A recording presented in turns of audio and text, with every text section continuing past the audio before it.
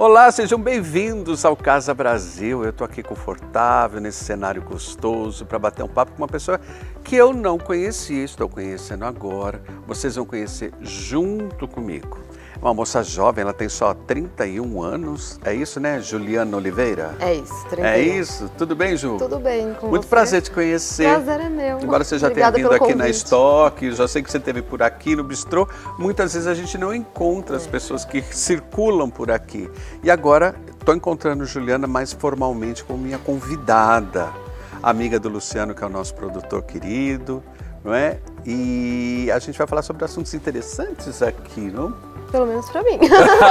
Pra mim, com certeza são. Eu acho que a sua entrada foi ótima, porque tem gente que não acha esse assunto às vezes tão interessante ou prefere não enxergar esse assunto porque é mais cômodo. Sim. O primeiro assunto que a gente vai falar um pouco sobre meio ambiente, sobre preservação, sobre vida, sobre animais, sobre a responsabilidade que eu acho que o ser humano vem entendendo que tem, principalmente nos últimos tempos, né, acontecendo o que está acontecendo em Amazônia, no Pantanal, e que de repente acontece aqui do lado da gente, e a gente às vezes fica com o olhar lá longe, como se isso fosse um problema distante.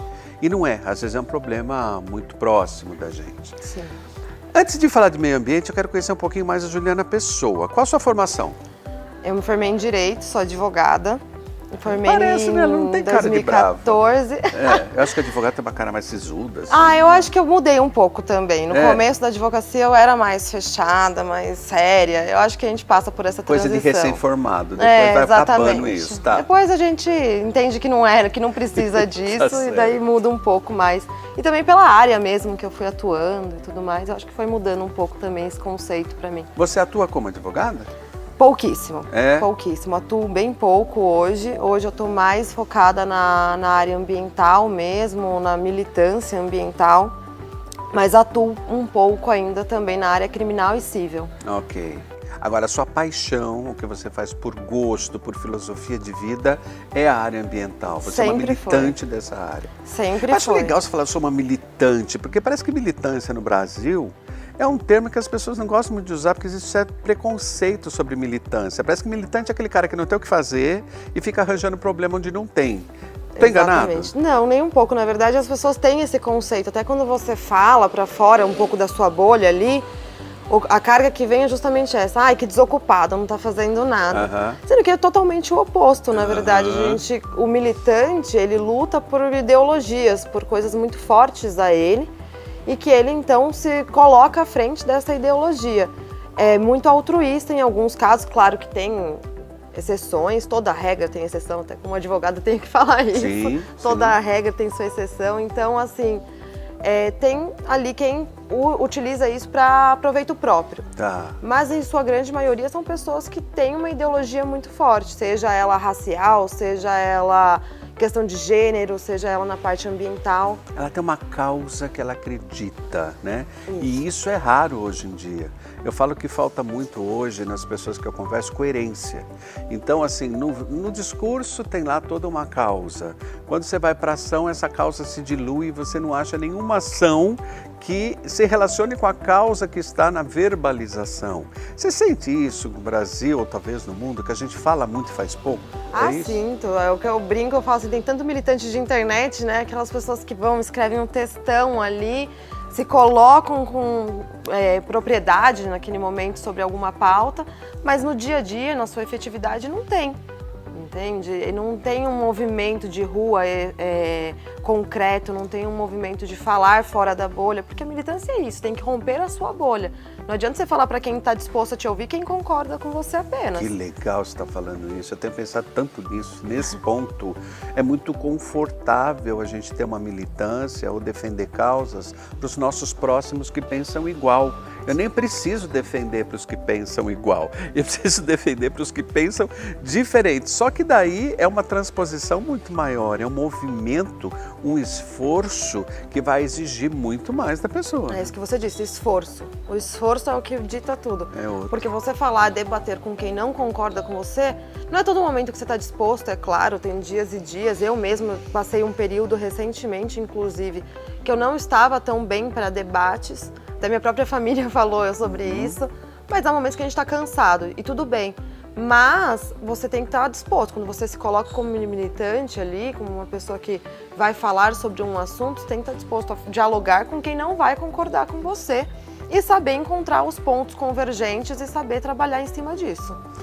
Dialogar com quem não concorda com você tem sido um exercício para esse país muito importante e muito essencial, não existe, essencial para que a gente possa chegar a um diálogo que leve a algum tipo de ação conjunta, né? Num país tão dividido, com cada um defendendo seus pontos de vista, essa conversa é necessária, na verdade. Sim. Agora, você, por exemplo, sua vida pessoal, você é casada, tem filhos? Não, solteira, sem solteira e completamente disponível para esse trabalho que você faz, apaixonado. Exato. Que você tem. Vamos falar um pouco do meio ambiente, então, entrar nesse assunto aí, já que você está disponível para esse trabalho, né? Quando a gente fala da Juliana, a gente mistura ela com a atividade que ela tem. Sim. Hoje você se sente que você também é a sua atividade, é essa paixão.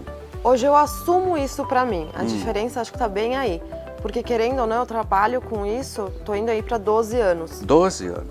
Então desde os meus 20 anos, desde 19, de faculdade 20 anos, já, quando você fez lá direito? Eu comecei como voluntária na área ambiental no meio da faculdade de Direito, em junho de 2010. Que legal. Mas eu já tinha essa vertente, já tinha esse entendimento, só fui buscando daí melhorando, né? Tá.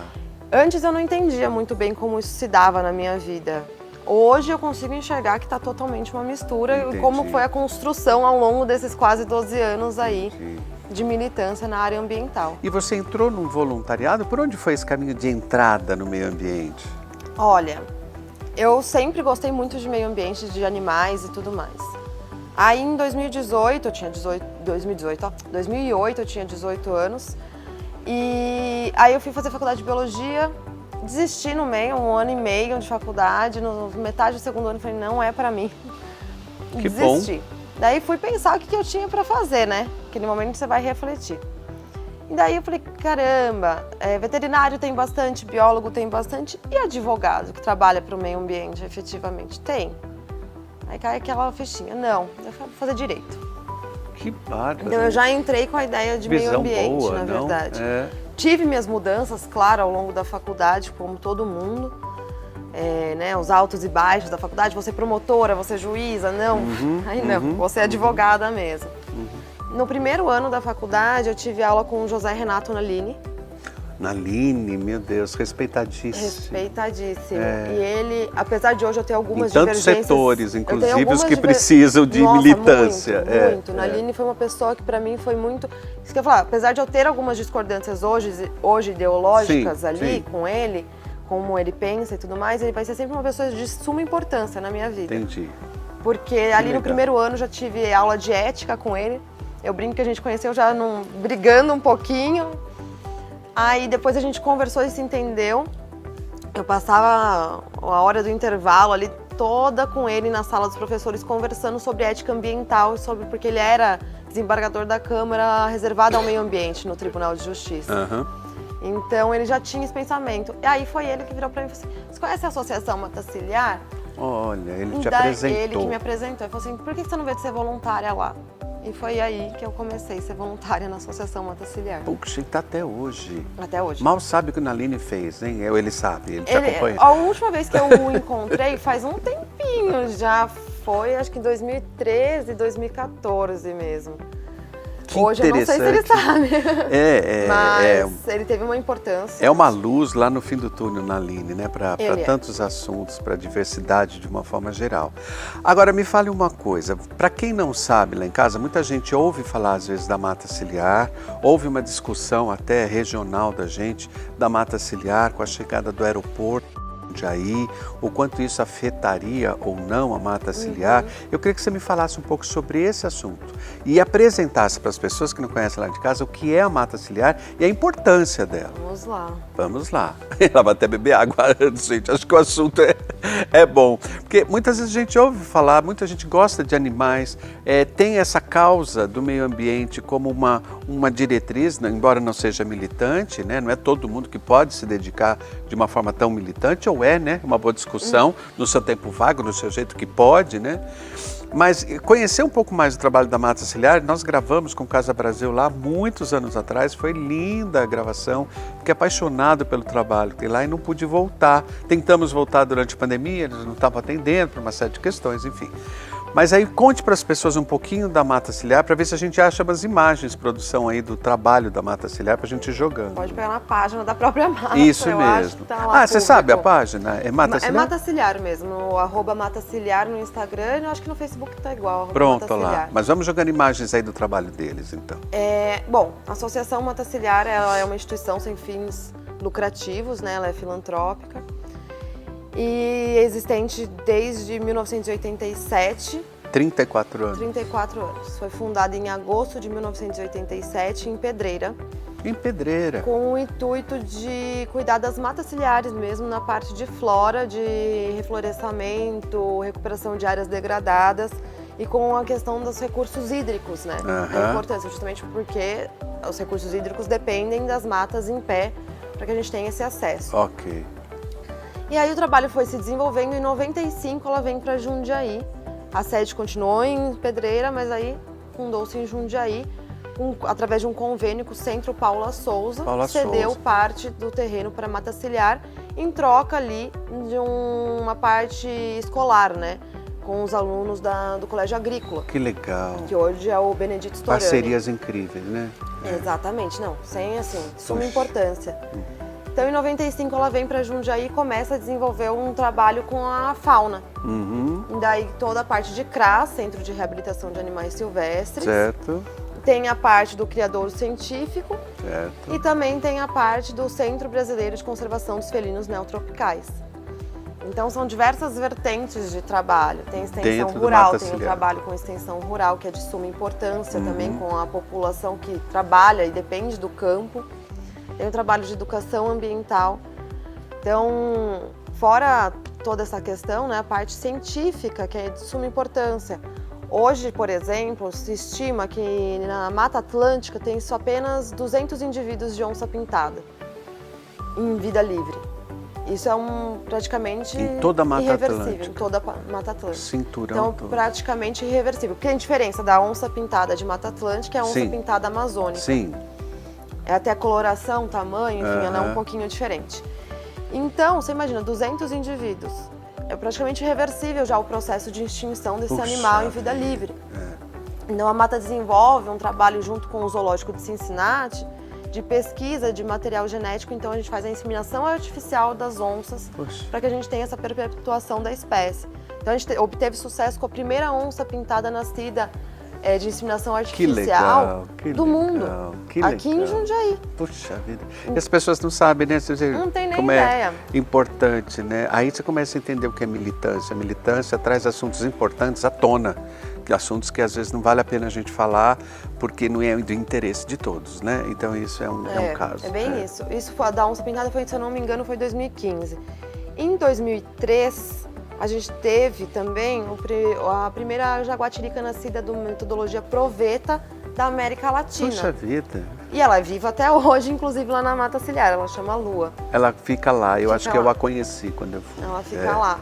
Então, assim, não é um trabalho tão simples quanto apenas receber animais, o que também não é nada simples, porque a gente tem uma média de recebimento de 30 animais por dia. Eu sei, nas épocas de queima, então... Principalmente no segundo semestre, que é a época de estiagem e queimadas. A gente chega a dobrar É tanto animal de socorrido animais. na Mata Ciliar, a gente não tem noção do que chega de bicho atropelado, às vezes, né?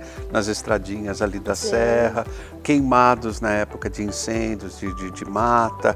É tanta coisa, eletricutados por fios de alta voltagem. A gente não tem ideia do volume que é isso, porque às vezes a gente não se interessa tanto pelo assunto. E não chega, às vezes a informação não chega como a gente deve também, porque a gente tem que pensar que há um interesse, inclusive imobiliário, em que essas informações não cheguem efetivamente à população. A Mata Ciliar atende em torno de 160 municípios do estado de São Paulo e tem convênio com apenas 10. Puxa vida. Então, é muito difícil desenvolver esse trabalho, não é um trabalho O fácil. próprio poder público às vezes não se interessa Não. em estimular esse tipo de consciência também, né? Exatamente. Hoje, por exemplo, lá na mata, a gente tem em torno de 1.500 animais abrigados. 1.500. Estamos com mais de 250 filhotes só de gambá, pela época de procriação de gambá. Puxa vida, puxa. E Então, que é comum assim, a gente andar aqui na região da Malota, então, né, no que é pé de serra, a gente está caminhando e está vendo os gambás caminhando, ouriços caminhando e tudo mais, não é?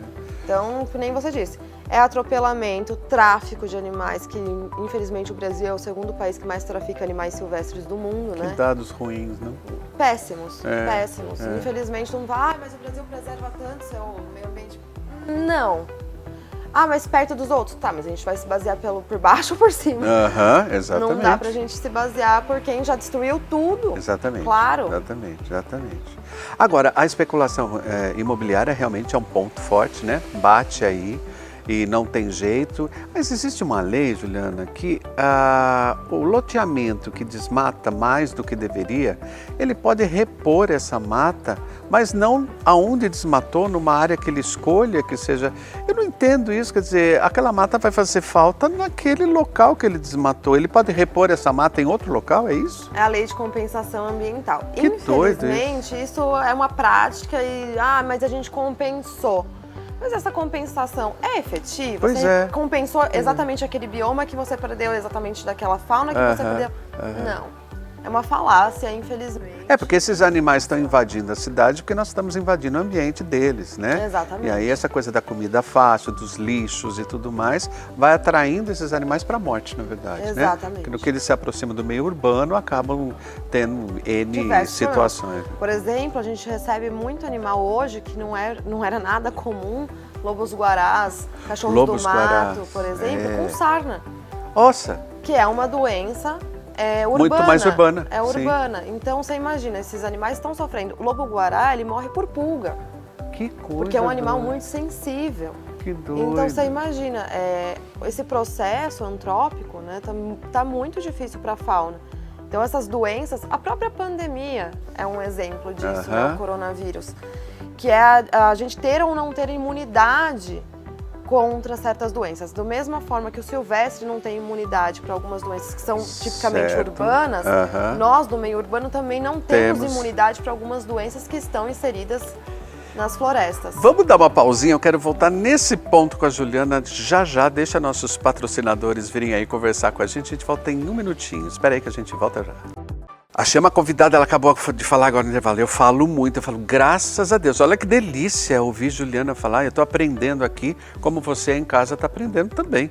É um assunto que a gente deve se interessar, ser militante, ONGs sérias existem, essas pessoas que se interessam por um bem coletivo são importantes, não são bicho-grilos que não tem nada para fazer. É bom que as pessoas acreditem que são bicho-grilos que não tem nada para fazer, porque daí ninguém mexe em poderes já estabelecidos e que são realmente a causa de N males que vem ocorrendo e que todo mundo está sentindo. A gente acabou o bloco falando do que foi a Covid, da gente invadir um ambiente que não é nosso, não é? E começar a contrair doenças de um ambiente que a gente não deveria ter invadido, deveria ter respeitado. E aí as pessoas falam, mas isso não é um problema nosso, a gente está aqui, tem a Serra do Japi aqui do lado, a gente está bem em Jundiaí, tem água à vontade. Até quando? É essa a pergunta. Já não temos, né? Já estamos não vivendo uma crise energética e uma crise hídrica que vai se muito assolar forte. em pleno verão. No verão vai ser uma beleza, você Vai fedidinho, chegando em casa, não podendo tomar banho, vai ser uma delícia. Aí a gente vai dar valor para a falta d'água, porque infelizmente o ser humano, né, Ju, é assim. A gente só vai parar para pensar, a gente só vai dar valor para coisa quando a gente perde, quando a gente está sofrendo. E ainda quando vai a gente dar uma desculpa para não assumir a sua própria E responsabilidade. não é isso. Ainda vai dar uma desculpa ali para falar que não é isso, é um momento, porque já aconteceu antes. Não, nunca aconteceu. Eu não sei se vocês estão acompanhando também aquelas tempestades de areia que estão ocorrendo. Agora, essa semana que nós estamos gravando. Ocorrem em lugares desertos. Está acontecendo no Brasil. Em lugares que deveriam ser altamente enverdecidos, não é? Quer dizer, esse solo já está se modificando. É só pensar no clima que a gente está, né, gente? Eu tô aqui de blusa em pleno outubro. Eu falei, será que eu tô louco, né? Na primavera de blusa. Olha, todo mundo de blusa, Todo produção mundo de blusa. toda, todo mundo. Até Jaiminho hoje colocou um colete aí, Luciano, todo mundo com frio em outubro gravando. Quer dizer, não dá mais para esconder que a gente tem realmente uma nova situação para enfrentar. Sim. Agora, tudo é uma questão de tempo, né, Ju? A gente não tem todo o tempo do mundo para se despertar para essas questões. Não. Porque enquanto a gente desperta N coisas, né? O que está acontecendo politicamente no Brasil com a Amazônia, da extração de madeira, com todos os avais possíveis governamentais, não é? Essa falta de consciência, principalmente governamental, a gente vai levar anos para poder reverter esse quadro, não Essa é é? a grande questão. Não adianta mudar simplesmente o governo e falar, ah, não, mas ano que vem a gente vai mudar. Mas o processo que a gente está causando é agora. É agora. Demora-se ali 10, 20 anos, às vezes, para se recuperar. Aham. Então é muito sério quando a gente fala sobre a questão ambiental, porque não é só uma árvore, não é só um espaço, não é só uma plantação. Esse impacto, ele gera um som ali, né? Um eco, por muito tempo. Boa palavra. Entendeu? Na nossa vida. Então é bem complicado. Por exemplo, primeira vez que a gente teve ali falando de meio ambiente no Brasil, foi na Eco 92. Foi em 1992, que já falava-se nas mudanças climáticas, na necessidade. 30 anos. Já veio ali a Agenda 2030, não sei o quê. E hoje? A gente praticamente, tudo que a gente tem de produção de gás carbônico hoje, né, de carbono na atmosfera, foi nesse período, de 92 para cá. Que consciência foi essa, né? A gente não entendeu nada. Nada. Debatemos e não chegamos a nenhuma conclusão efetiva. Na verdade, só aceleramos o processo produzindo e consumindo de forma extremamente acelerada e não existe acumulação infinita no mundo finito. Isso é o ponto principal. Gostei. Repete isso lá para a câmera. Não existe acumulação infinita num mundo finito. Isso é impossível, não tem como. Os nossos recursos, eles não são infinitos para a gente ter esse tipo de acumulação. Entendi. E de repente a gente vê milionários querendo dar um passeio no espaço, sugerindo que se sair do planeta a gente tem outros lugares para morar, né, gente? Fica quase, sei lá, quase o quê? A empresa, inclusive, desse abençoado, ela produz mais, ela emite mais gás carbônico na atmosfera do que os países, diversos países reunidos. Uma empresa. Uma empresa. Não é à toa, né? Produção de plástico. Se eu não me engano, a produção de plástico bolha deles daria para envolver o mundo, o planeta Terra, mais de 500 vezes. Falando em produção de plástico, anual, né? Eu recebi essa semana um filminho que eu adorei, vou pôr agora aí para vocês verem. É sobre plástico nos oceanos. Dá uma olhada nisso, dá pra gente protestar com bom humor. Dá uma olhada.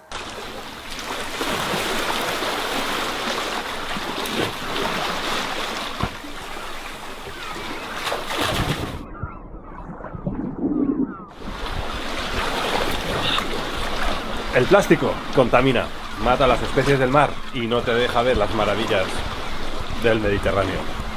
Protejámoslo.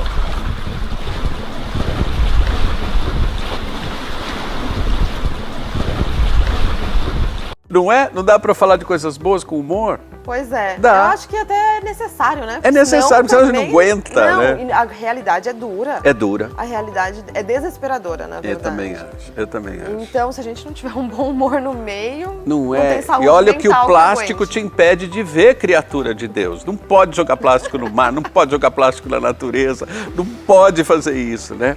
Agora, Ju, vamos trazer para nossa situação, já que eu estou aqui com uma profissional da área do direito, falando sobre meio ambiente, que é uma coisa rara. Eu achei incrível você falar que na sua opção lá, jovens, fala assim, poxa, talvez eu possa ajudar melhor essa minha causa sendo advogada. Eu acho isso incrível. Você teve uma sacada lá atrás muito interessante, que eu acho que para a área política é muito interessante, né? Jovens que estão se preocupando com política e estudar política, porque tem que fazer parte da política para causar mudança. Se você não estiver dentro da política, você não muda. Não, e a vida é política. A vida é, né? Não adianta você falar, eu não gosto de política, mas não tem como, a vida né? é política. Você acha que os brasileiros fugir. entenderam isso? Não. Ou estão entendendo, mas não entenderam ainda? Eu acho que a gente está passando por esse processo, começando esse entendimento, tanto que estamos extremamente polarizados hoje. É verdade. Isso é um sinal de que estamos mais politizados, talvez, né? E nesse processo, eu não digo ainda mais politizados, eu acho que a gente ainda está vivendo esse processo de entendimento da necessidade de se politizar. Entendi. Até pela própria juventude vem da situação, né, como estamos, então se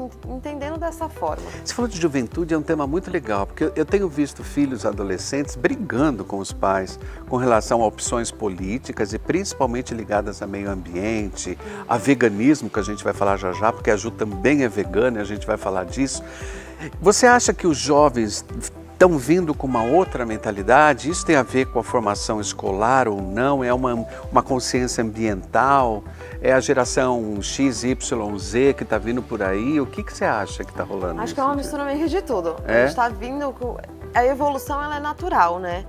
A gente já não precisa mais consumir carne como a gente consome, principalmente o brasileiro consome muita carne, né? Principalmente. Mas, assim, eu acho que a nova geração está vindo já com esse corpo um pouco mais adaptado, mas eu acho que é de uma consciência mesmo sobre as pautas ambientais. Entendi. Por exemplo, eu acho também. As tempestades de areia que a gente estava conversando. Hoje o acesso à informação é, assim, completamente diferente do que era há 20 anos, né? Há 5 anos atrás já era diferente. Completamente. Né? A gente viveu tudo muito rápido hoje, né? As mudanças tecnológicas. E os jovens se interessam, entram no Google e vão se informar rapidamente e pronto. Daí Informação temos muito. Temos.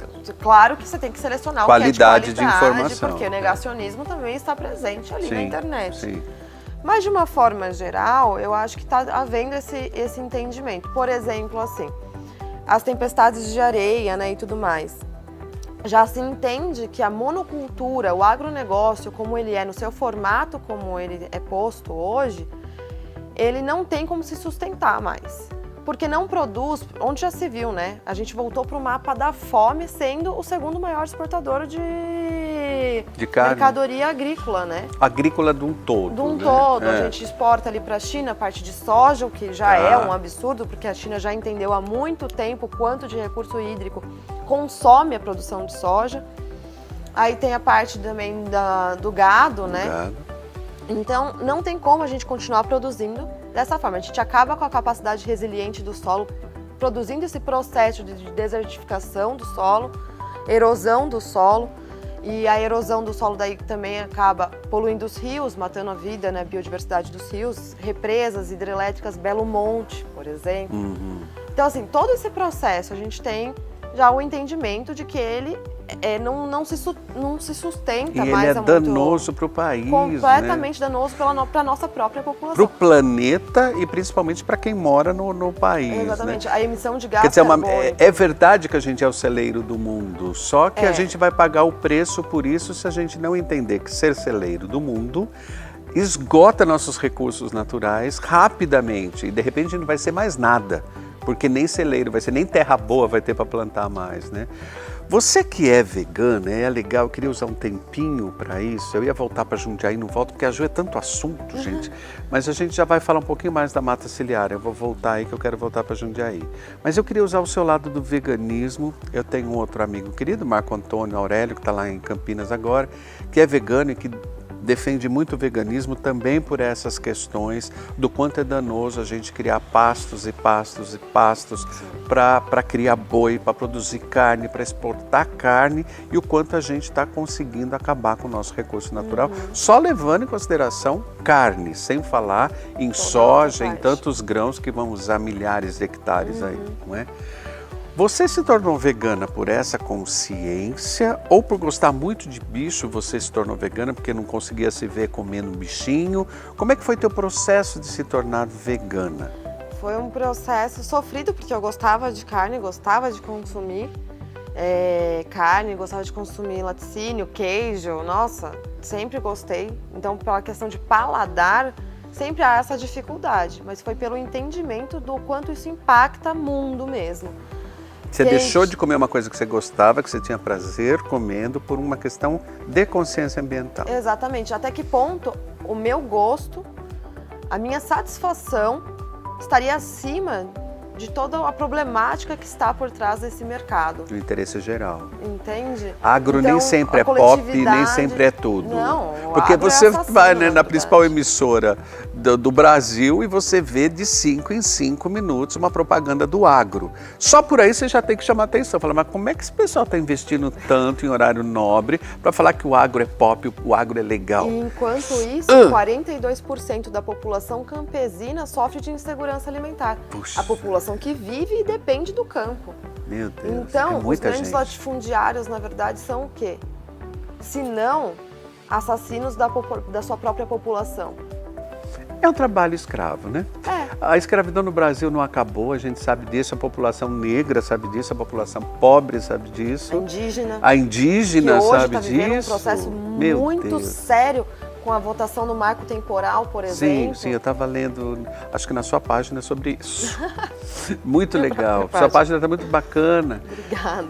Pra você ter uma ideia, eu entrei na página da Ju para tentar conhecê-la um pouco melhor antes da entrevista e eu vi lá, eu até anotei como é que é, Museu da Pessoa. Eu nunca tinha visto essa página. Muito legal, não É é? incrível, gente. Sigam @Museu da Pessoa no Instagram. São depoimentos de pessoas. Aquele rapaz que é coveiro falando do depoimento dele durante a Covid, não há quem fique insensível àquilo. Sigam lá, no Instagram, @Museu da Pessoa. Achei na sua página. É muito forte esse depoimento dele. Que coisa. É muito forte. É curto, né? Mas ao mesmo tempo com um Uau. impacto que você fala, meu Deus. Dessa escravidão que a gente está falando. Exatamente. De pessoas que não têm recurso, né? Ele fala que ele não realizou nenhum sonho dele na vida. Ele comeu e viveu. Foi o máximo que foi dado de direito para Porque ele. é esse né? processo, né, que a gente vive, o ser humano sendo desumanizado, na verdade. Desumanizado. Então a gente passa por uma Vamos pessoa falar. em situação de rua, a gente não interpreta mais como uma pessoa, é como se a gente estivesse passando por um objeto. E assim, quase 600 mil mortes da pandemia, e a gente naturaliza isso de uma forma muito Maluca. maluca. Maluco. Tudo virou normal. Normal. Porque não é nem 1% da população. Gente, a gente tá falando que mais da população de Jundiaí morreu. A Não é quantidade maluco? E aí, num acidente aéreo, há uns anos atrás, morriam 30 pessoas, 40 pessoas, todo mundo parava. Eu falava, nossa, que tristeza. Né? Olha como o que é referência pra gente vai mudando durante a vida da gente, a gente não se apercebe disso. Não se percebe. né? É um processo, né, uma revolução tecnológica que o ser humano está sendo substituído ali nos processos de trabalho por robôs, por máquinas automáticas, enfim. E a gente vai desumanizando mesmo, a gente vai ficando insensível, fechado. Seu núcleo familiar é que se torna o seu mundo. A gente não consegue mais enxergar para fora daquilo. É verdade. E agora com a internet, quem passa a ser no máximo o seu segundo núcleo são os amigos que pensam igual a você. Porque você Sim. fica ali amigos, curtindo gente que pensa igual, gente curtindo você Falando que pensa pro seu igual. espelho, né? Você E tá ninguém falando pro fala espelho. mais com o diferente, com o que pensa diferente, para ver se a gente consegue crescer juntos, né? Vamos encerrar esse bloco, diretor, é isso? Então vamos encerrar mais um bloco aqui. Eu volto com a Ju para a gente encerrar com ela, porque eu queria voltar um pouquinho ainda na questão da mata ciliar, que assim que der, não sei se vou conseguir esse ano ainda visitar novamente, gostaria muito. E com a questão até do aeroporto chegando em Jundiaí, o quanto isso está mexendo ou não, vamos tocar, né, nesses assuntos. Se a gente não falar sobre eles, o que adianta a gente estar na televisão? Aí eu pego minhas coisinhas e vou embora. A gente volta já, até já. E até aqui na Stock você vê que esse assunto está em voga. A decoração, a arte, de uma forma geral, vem trazendo esses assuntos, né? Essa retomada. Da retomada do Nós, enquanto pessoas, outra raça, só existe raça humana. Que história é essa de raça negra, raça branca, raça não sei o quê, né, Ju? Infelizmente, a história nos colocou em posições diferentes e as desigualdades surgiram, né? E o grande problema está no ser humano, né, gente? A gente tem a plena noção hoje de que nós estamos onde estamos porque caminhamos para chegar até aqui. E se caminhamos, demos o consentimento de que as coisas fossem assim, né? Eu só acredito, Ju, que o melhor caminho da gente mudar tudo isso é se mudando, né? A mudança vai ter que vir para uma consciência maior de quem eu sou, de quem é essa vida, de quanto tempo ela dura, de quem é esse planeta, do quanto as pessoas dependem umas das outras. Fiz uma reunião em casa esse fim de semana e as pessoas resolveram falar o que aprenderam com a pandemia. Elas diziam assim, olha, a principal coisa que eu percebi com a pandemia é que as pessoas não vivem só, as pessoas vivem em conjunto. E o que acontece a uma pessoa afeta a todos. Que consciência boa tivemos com a pandemia. Teve um lado de crescimento. Tiveram aí. Algumas pessoas, mas é aquela interdependência que existe na natureza já como um todo, não é verdade? Porque, por exemplo, assim, a gente fala de Amazônia. Ela é fertilizada por areia do deserto de Saara. Então você imagina, que coisa maluca. Entender o planeta como um todo é tão difícil. Interdependente. Né? Existe uma interdependência de espécies. Quando a gente fala, o ecochato ali falando, né? A gente não está falando só sobre a preservação do meio ambiente pela preservação de animais, porque eu só gosto de bicho. Estou falando da nossa preservação enquanto seres humanos. Da nossa sobrevivência. Estou falando da qualidade do ar que a gente respira, da qualidade legal. da água que a gente bebe, da qualidade do alimento que a gente consome. É qualidade, a gente está falando disso e o que a gente está deixando, muita gente fala, não tenho filho, não estou preocupado. Eu tenho pessoas que eu amo nesse planeta, não interessa se é meu parente, se é meu filho, né? É o pior pensamento que a pessoa pode ter, pensar, depois que eu for, não me importa mais. Que nível de egoísmo chegamos, É por causa disso que estamos aqui, né? Nessa situação em que estamos hoje. Para encerrar e não deixar escapar, voltando para Jundiaí, bem pertinho da gente, o que a gente pode fazer, eu queria só que você finalizasse para mim essa questão, por exemplo, do aeroporto de Jundiaí, se influenciou ou não. Eu sei que existe um problema ali de área, até com a mata ciliar, que está dentro dessa área de expansão, eu acho, do aeroporto, é isso? Na verdade é assim, a Associação Mata Ciliar, que eu falei, está em Jundiaí desde 1995. O aeroporto é anterior, ele era gerenciado ali da ESP, que era estadual, né? E a gente sempre teve uma relação ali muito boa com o DAESP, a gente nunca teve nenhum tipo de problema, muito pelo contrário. Em 2017, daí a Voa assume através de um processo licitatório de concessão. Ela assume a administração de diversos aeroportos, inclusive de Jundiaí. E aí, no começo, a gente tinha uma boa relação, sempre tivemos, e com o tempo, infelizmente, essa relação começou a se desgastar pela essa intenção de expansão comercial. Isso é bom a gente frisar, não é uma expansão da pista, né? É uma expansão da utilização do espaço. Exatamente. Então, começam esses embates aí com a Associação Mata Ciliar e trouxeram à tona um decreto de 1998, estadual, que cede parcela do terreno, em torno de 10% do terreno, para o aeroporto, na época da ESP, hoje Voa. Só que então a gente não invadiu. Isso é bom a gente frisar. A gente está ali desde 1995. Entendi. O decreto é de 98. Antes do decreto, sim. Entende? Que houve uma expansão de estrutura, é claro, a quantidade de animais que a gente recebe hoje é completamente diferente da quantidade de animais que a gente recebia em 95. Claro. Teve a necessidade de expansão, mas com todo o aval do Estado, inclusive com o investimento estadual. Porque, por exemplo, a gente tem um recinto que acho que tem 10 mil metros quadrados de reabilitação de onças ali, construído pela DERSA, pela compensação ambiental do Rodoanel, das obras do Rodoanel. Tal da compensação. Então, estiveram aqui secretário de transporte, secretário de meio ambiente, estiveram aqui inaugurando o recinto e tudo mais. Então, quando o aeroporto, a Voa, coloca que a Mata Ciliar invadiu parcela do terreno, é uma grande mentira. Entendi. Infelizmente, porque a Mata Ciliar não invadiu o terreno. Entendi. Ela está ali anterior. E de qualquer forma... E foi uma concessão anterior do colégio, então, do colégio, você me que falou. está ativo, inclusive, que até hoje ativo, o convênio. Sim. Termina ano que vem o último aditamento que tivemos no convênio. Ele está ativo até o ano que vem. Está ativo até o ano que vem. E acho que o medo de vocês é que esse último ano pode ser... A gente vai viver aí período Um período de intenso. decisões do que vai acontecer com o espaço da mata Exatamente, ciliar. Então. porque daí aí, em 2019 a VOA começa essas tratativas com a mata, a gente oferece a permuta, porque eles querem exatamente uma faixa que corta o terreno em 2. Puxa. Terminaram estudos topográficos envolvendo aquela Isso é para área expansão de pista ou não, do aeroporto? comercial. Inclusive, Comercial. no processo de reintegração de posse, eles iniciam o processo, na petição inicial, falando que é para a construção de um ecohotel. O que é muito difícil de você engolir quando você ouve falando que vai desapropriar uma Entendi. associação, como a Associação Mata Ciliar, que trata do Pra meio fazer um ambiente, ecohotel. para fazer um ecohotel. Ué, A vamos gente vai colocar fazer com a fotos bem mata ali. bonitas ali de animais. Né? Então, Você vê saídas onde possam se juntar os interesses e isso ser uma boa alternativa para ambas as partes? a gente tem dialogado muito, sempre buscado esse diálogo, na verdade, tanto com a VOA, quanto com o Estado, quanto a Prefeitura de Jundiaí também, no sentido da gente permutar. Eles querem essa faixa que corta e inviabiliza todo o trabalho da associação, sendo que a ponta do terreno, que inclusive é mais plana, é muito mais interessante, que dá de frente para Pincinato. Entendi. A gente ofereceu essa ponta que não tem uso e a gente conseguiria ampliar a nossa estrutura já sabendo que ali teria uma expansão comercial, então a gente teria todo o cuidado, né, com a Vamos fazer o proximidade. convite para a população, então, acompanhar tudo isso, Tem. né? Porque quem viu no Nossa, início sim. do programa o trabalho da mata ciliar aí, a gente que já sabe dessa importância, né? Que pode acompanhar a mata ciliar, acho que acompanhando pelo Instagram. O Isso é uma trabalho. forma de militância, viu, É. gente? Você acompanhar, se manter informado do que está uma forma de acontecendo. cidadania, né? Cidadania, exercer sua cidadania, Exatamente, né, Ju? porque é isso, a política pública é feita pra gente, a gente também dita, então é importante que a gente esteja inserido de alguma Nossa, forma. como é bom falar com você. Obrigada. O Lu que me apresentou, obrigado, viu, Lu?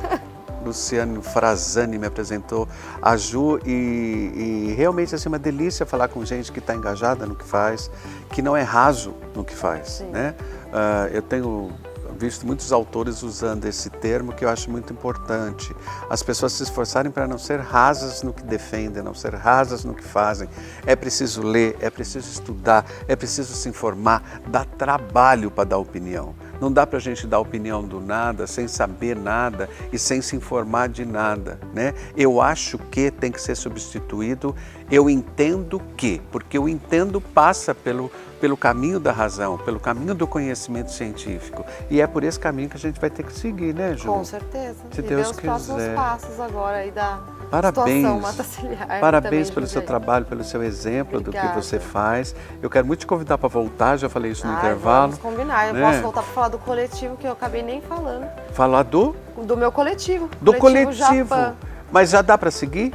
Já tá na Fala pro rede. pessoal. É @coletivo.japi com Y, se pronuncia Japã, porque a gente pegou exatamente o tupi, então, mas na pronúncia Fica aí... bonito, parece francês esse tupi-guarani, né? E tem a ver, né? Japã, olha Japã. isso, Coletivo Japã, já tá no Insta? Já tá no Insta, no Facebook, a gente nasceu aí em março, 3 de março, no dia da... Que é um trabalho seu, autoria sua, não é? É, eu sou cofundadora com outras pessoas. Com outras pessoas? Sim, E pessoas que bem vai tratar engajadas especificamente de também. A pauta socioambiental. socioambiental de uma forma geral. Socioambiental, exatamente. Coletivo Japi Japã, com com Y, Y. que se pronuncia Japã. Estamos aprendendo junto. Ju, a gente volta para falar dele também, Combinado. mas a gente vai começar a seguir a partir de já, tá bom? Tá aí Combinado. na telinha para o pessoal também. Obrigado por ter Perfeito. vindo. Eu que agradeço o convite e espaço. pra Que poder bom, falar. esse programa me propicia esse tipo de situação, conhecer pessoas que eu realmente me apaixono, admiro e entender que tem muita gente boa fazendo muita coisa boa nesse mundo. Infelizmente a gente às vezes não mostram pra gente esse lado, mostram só o lado ruinzinho, mas tem muita coisa boa acontecendo e muita gente boa para conhecer. Obrigado, gente!